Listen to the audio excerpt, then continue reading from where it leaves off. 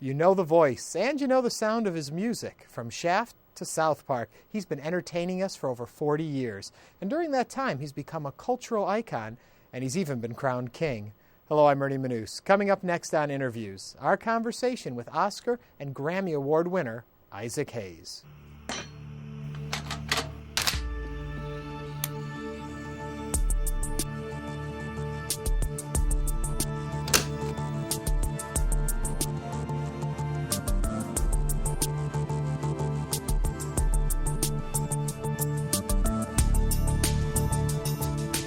If we were to assemble all of the works you've done over the years, what would we learn about you as a person? You learn that I'm a person that's very tenacious, a person that loves people, a person that loves to give back. I'm very generous. I have good ethics. Creative. Yeah. Just want to make a difference for the better. What do you learn about yourself when you look at the work you've done? I'm surprised when I hear about what I've done. I forget about it, but I'm always reminded what I've done. I did that. I learned that I was a doer, and I confront things, I got a good confront, and I'm a very conscious person.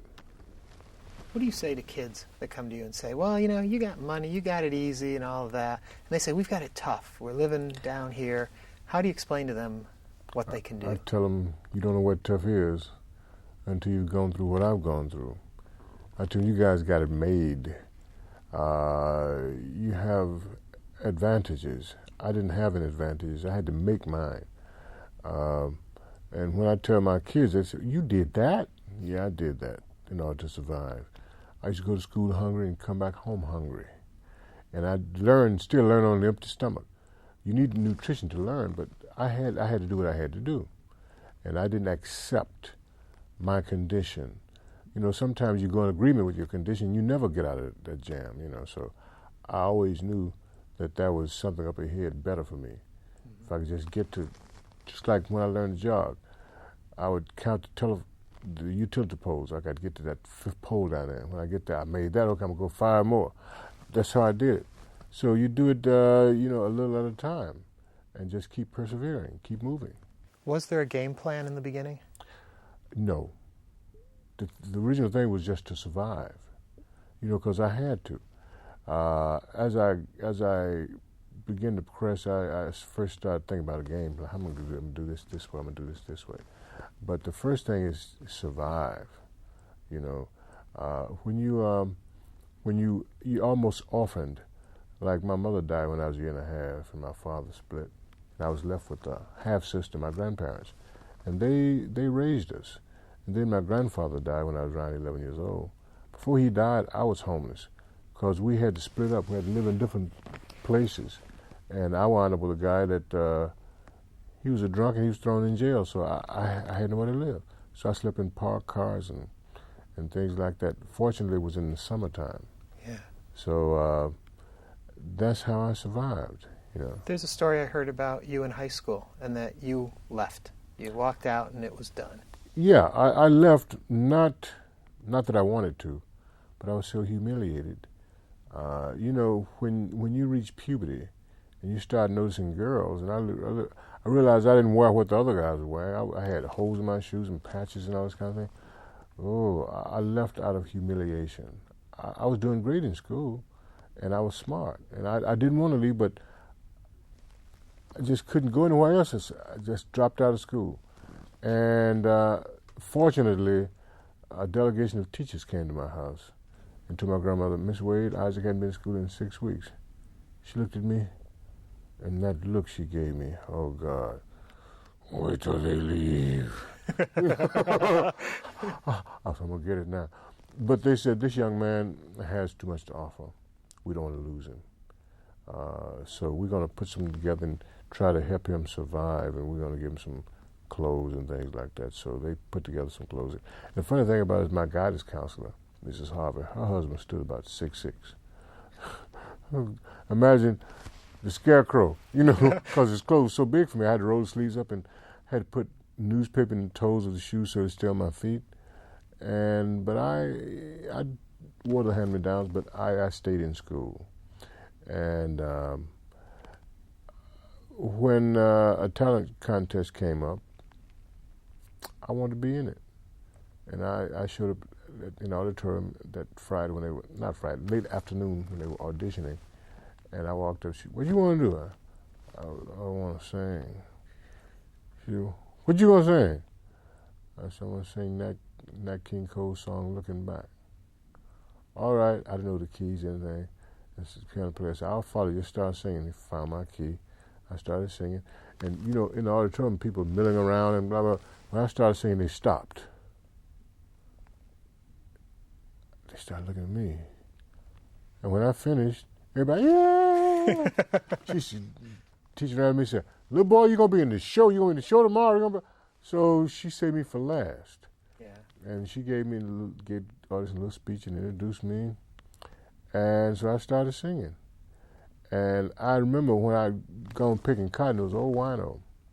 He said, when you get on that mic, think about that girl that you got a crush on here in the field. And fall on your knees, grab the mic and fall on your knees when I got the climax of the song. So I remember that.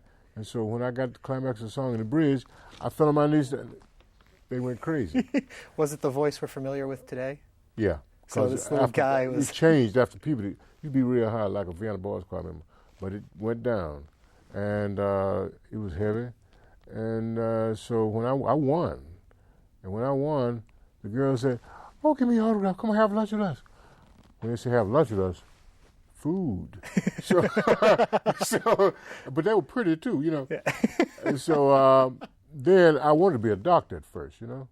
So I said, I think I can get used to this. Career change. Yeah. So I want to be a performer. So I got into that, and I started taking music appreciation and all that. So I won 7 scholarships in vocal music. Wow. Yeah. So, but I didn't go. I wanted to be a performer. I didn't want to be a college professor teaching music, a band instructor, a marching band. I want to be a performer. So I did the hard way. Did you ever wonder what if those teachers hadn't come to your house? How life might have been different? God. It probably would have been different. It probably would have. But they cared enough. And that's what I like about it. I'm not criticizing teachers of today because they have to fear for their lives. But, you know, during that time, those teachers took the responsibility of really taking interest in the students and guided them in the right direction. And so had they not intervened, I don't know what I would have been. Yeah. Because I was, you know, it was poverty on one side and an opportunity on this side, but I had to survive. So I could have strayed down the wrong path. I remember some guys in my neighborhood, we gave my grandmother a 100th birthday party, and they came. And they called me to the side, Bubba, my nickname. Bubba, we want to talk to you. So, man, we never told you how proud of you we are. You know, so we wish we had done what you did. Said, you know, you stuck to it. Said, whenever we see you on TV, hear your records playing, you represent us, man. We're proud of that. We just want you to know this. And that choked me because to hear that come from these guys, because they knew exactly what I went through. We all went through that. Yeah. But I stayed on the right path. That must mean more than even the awards, things like that you get. It is. I mean, my grandmother kept me there, kept me on the right path, and the old lady had a hard time.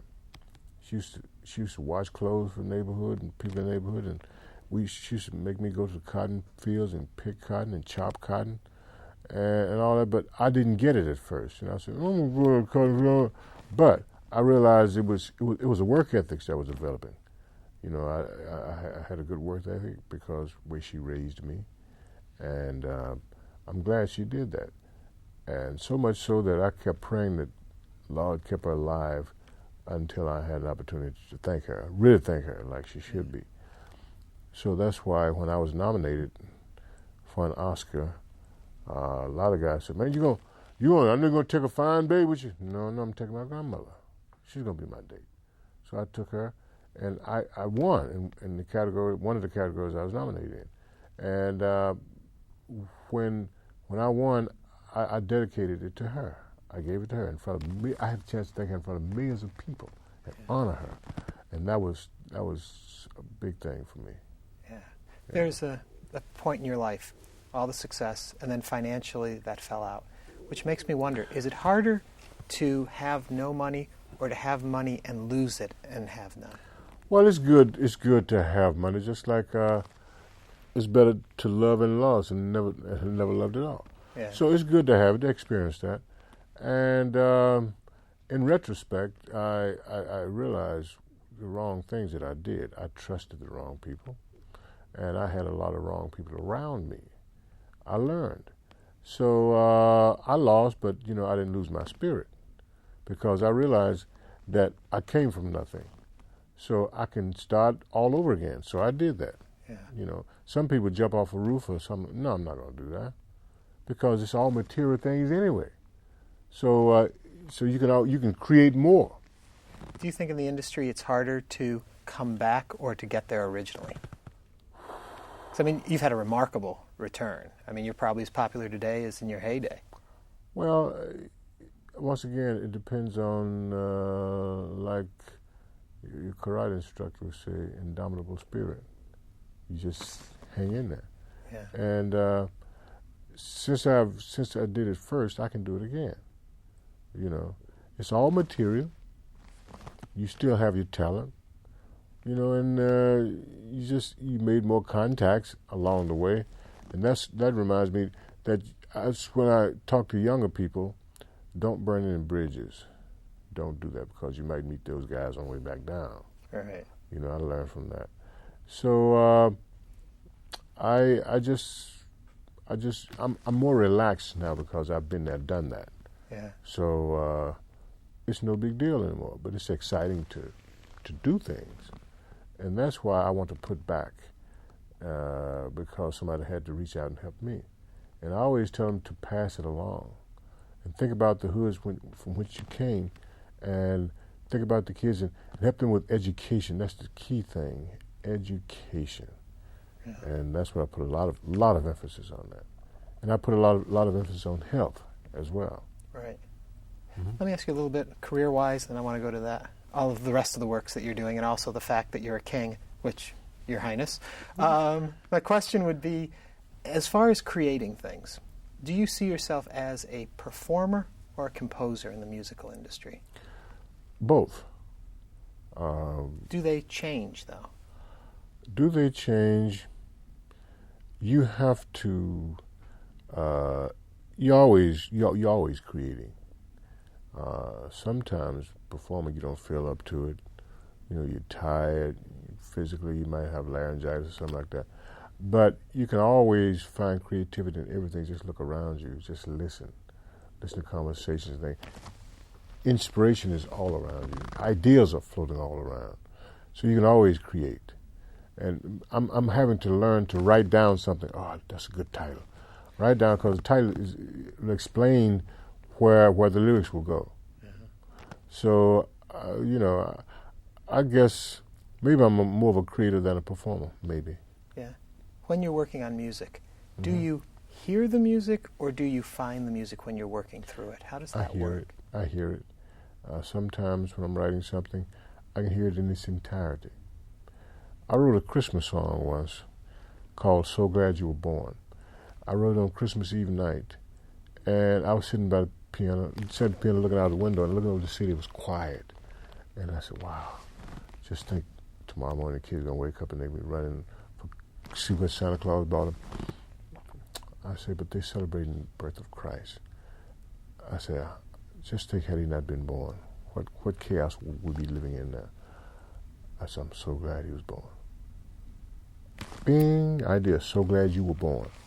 And I started playing something, and the lyrics began to come, and then I began to hear it, and I wept because I got emotional. And I put it together just like I felt it, and it came out the way that I planned. It was great. And I'm putting together a Christmas album. Probably be featured on that too. But it comes like that. Sometimes I hear it in its entirety, and then I have to go through the task of working it out and getting that whole sound that's in my head. In this point, who are you writing for? I'm writing for the people that supported me all those years, because they miss it. They miss that music. They miss that sound. They miss that kind of reality. They miss that depth of the music and the lyrics. So I've got to give that to them. Yeah. Talk to me a little bit about acting. Do you enjoy that? I love acting. I just don't do it enough. It's a tough business. I heard Morgan Freeman on an interview last night, and some people have it. I have to work hard at it. If I do more, I'm sure I could be more effective. I don't know enough of it because I got so many caps. I might be a dilettante. I don't know. Master of jack of all trades, master of none. Maybe, because I dip and dab in a lot of things. But I love to act, and I think I can nail a good part, but you have to have that opportunity to do it. I've appeared in about 35 movies or something like that. I've starred in a couple, but I would like to do more. But once again, you have to stay on the scene, because I drifted from that for a few years in radio. I got in radio. I wanted to do that, so Yeah. I did that and had success with it. And now I'm getting back into my music and acting, and it's fun. Okay, It talking is. about something that I'm sure is fun, at least I would assume it's fun. How did the South Park thing come along? South Park kind of fell in my lap. I was chosen because I kept hounding my agent. Get me some voiceovers, man. One day he called me, British agent, and said, Mr. Hayes, I think I have a voiceover for you. Oh, great, Disney. No, not quite. Not quite. It's a late night animated cartoon called South Park. It's an adult cartoon for Comedy Central. Almost like what the guys, what you talking about? So, you see, well, he was a bit nebulous. He wouldn't explain what it was. I said, what is it about? Tell me. Well, it's different. Well, you need to talk to the creators about that. They'll be in town tomorrow. I didn't want to go. I said, I don't know anything about no South Park. I don't want to go. So I eventually showed up. Matt and Trey were there, the creators, and I had an attitude. Hey, man, what's up? They said, wow, Mr. Hayes, it's glad to see you, man. You're perfect for the part. What part? Well, you be the chef in a town called South Park, Colorado, and you're an elementary chef, and you will cook for the kids. You also mentor these little foul-mouthed kids. Oh, man, I'm out of here. No. I'm gonna say, wait, just read this. I read a little bit. I cracked up. I said, who put you guys up to this? Somebody's playing a joke on me. No. This is serious. You guys are serious about this? Let me ask you something. Are you guys insured? Oh, we're fine. We're fine. You sure? Well, everything is covered. Y'all are serious about this? Y'all some crazy white boy. So then they said, this is just try it, Mr. Hayes. So I thought about it. I said, look, these guys will last 6 weeks. They could be out of here. So I pick up this easy money. So I started doing them. We started putting episodes in the can. And I found myself having more fun with it, laughing. And the people, the technicians in the studio, they were cracking up. When they introduced another song to me, and I said, you guys want to say this, man? And the guys were cracking up. I said, well, it must be funny. So I kept doing it. And when the air date was announced, I started having trepidations. Oh, my God, what have I done? Yeah, because I guess our audience wouldn't realize they shoot these things long time in advance so they get them ready. But, so you had done a bunch of episodes before it even aired. Exactly. I said, I've ruined my career. I could walk around like a flash. Collar turned up. Nobody recognized me. Oh, God. When the thing aired, the ratings went through the roof. And every subsequent episode, it got bigger and bigger. And when I realized how big it was, I did a record signing at a record shop, a video store up in Connecticut. The limousine pulled up, people were around the block. I said, they're here for me? Oh, yeah. So I went inside, and there was people who had Hot Butter Soul albums, Chef albums, and then people had, younger couples had chef dolls. Will you sign his T-shirt? What? That's when I realized that my audience base had expanded from like 6 to 96. That's when I knew South Park had bridged the gap for me. Yeah. That's amazing, though. What is the recipe for chocolate salty balls? Well, if you listen to the record and try to put that together, don't eat it. Don't eat it. But it's one in my cookbook that I did. It's tasty, you know. But like I'm always confronted with the questions. Now you're on a quest to save kidney patients and make it more comfortable for them. All this chocolate. What you gonna do about the chocolate salty balls? Well, don't eat it. You know. And that is the other part a lot of people don't realize is the chef part of you in real life, not just the chef as a cartoon. Yeah, I've been cooking all my life since I was a kid. You know, I was short order cook in a restaurant in North Memphis, and then I grew up, started cooking at home and everything. And I was having fun, so somebody suggested, behind the success of South Park, why don't you do a cookbook? And I said, no. Then the word got around and the pressure started mounting. I said, okay, I'll try it. So we put together some recipes, and I had my entertainer friends do their recipes and contribute to the book, and it was a success. And it's a lot of autobiographical anecdotes in it, so you can learn about Isaac Hayes when you do that.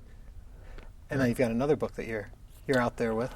Well, this cookbook it's like restitution, just because the other one was like soul food, and that's a lot of heart attack stuff. So this is called Kidney Friendly Comfort Foods, and it was prepared by a dietitian, and it's for kidney patients with chronic kidney disease and people that are on dialysis. And the special thing about it is it's low in phosphorus. It's no sodium. Mm-hmm. And it's good because you use a lot of spices to make it taste good. And there are some do's and don'ts, you know, some things you can't eat. They suggest you don't stop drinking sodas, because they're high in phosphoric acid. And don't eat ice cream.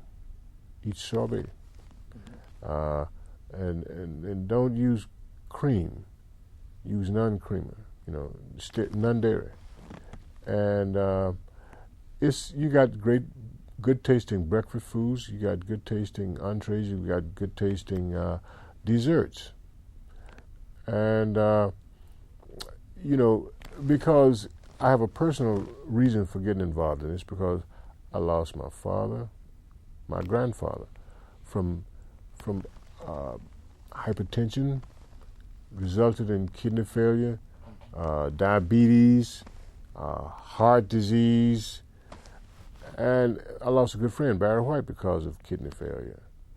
So I got a reason to be out here promoting this and urging people to watch what they eat before you get it. If you get it, this is comfort food. But I urge them not to get it. Watch what you eat and get regular checkups. That's very, very important.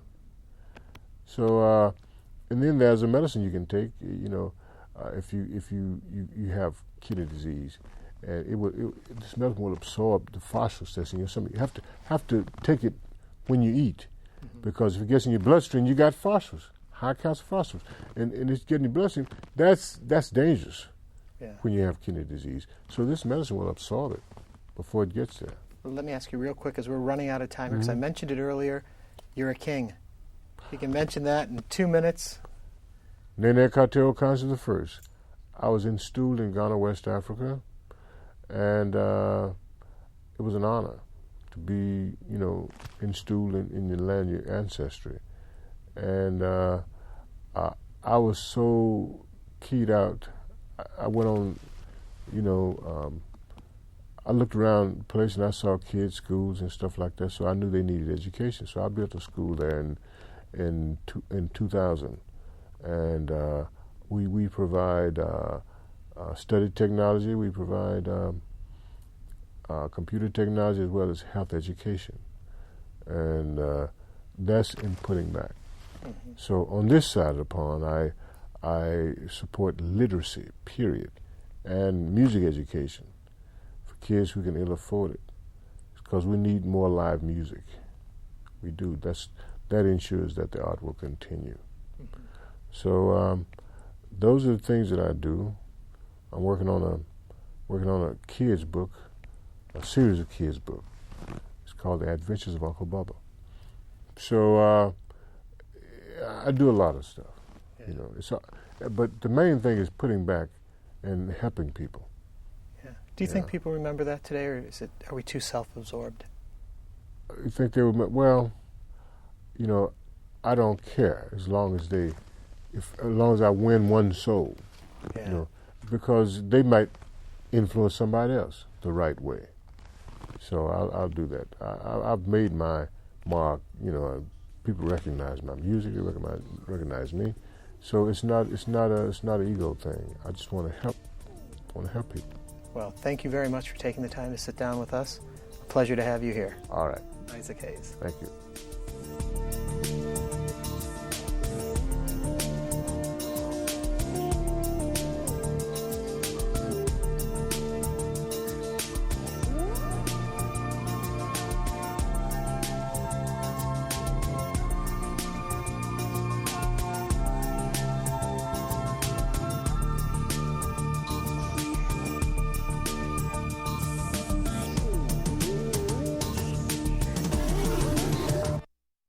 To order a transcript, call 866-652-3378 or send $6.95 to the address on your screen. Please include the name of the guest.